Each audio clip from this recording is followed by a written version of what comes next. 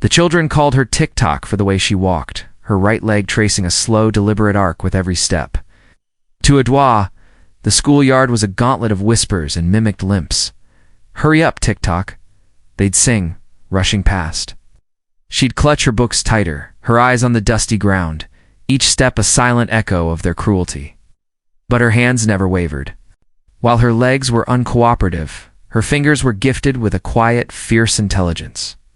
At home, in the shaded corner of her grandmother's porch, was her sanctuary, a battered sewing machine. Discarded fabric scraps were her treasure. She'd take a flour sack and transform it into a blouse with neat, tiny stitches.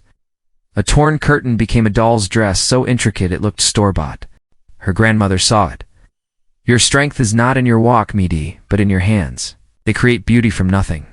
But her grandmother's eyes were old, and her resources thinner than thread. One afternoon, heavy with mockery, Adwoa didn't go straight home. She sat under a huge acacia tree, letting the hot tears fall onto a piece of lace she was hemming. She didn't hear the car stop.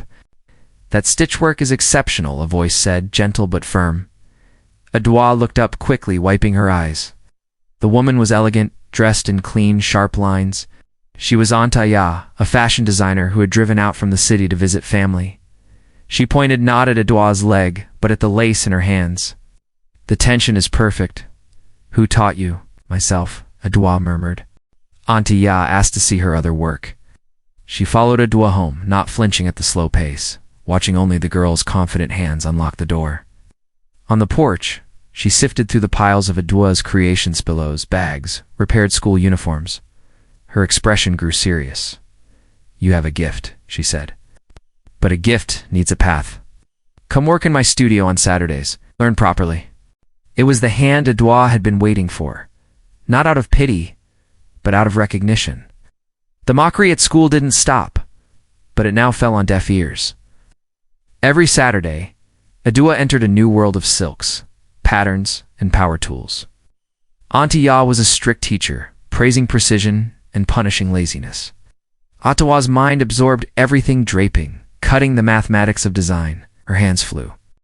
Months later, Auntie Ya entered a national young designers competition. She submitted a dramatic, elegant gown made of woven kente and modern georgette. The model who wore it on the runway was stunning, but the real star, announced to the audience, was the 17-year-old seamstress and co-designer who had constructed it, Adwoa. Her picture was in the paper. The local news van came to her small house. Suddenly, Tick-Tock was Adwoa, the prodigy. At school, the silence was a palpable, shamed thing. The same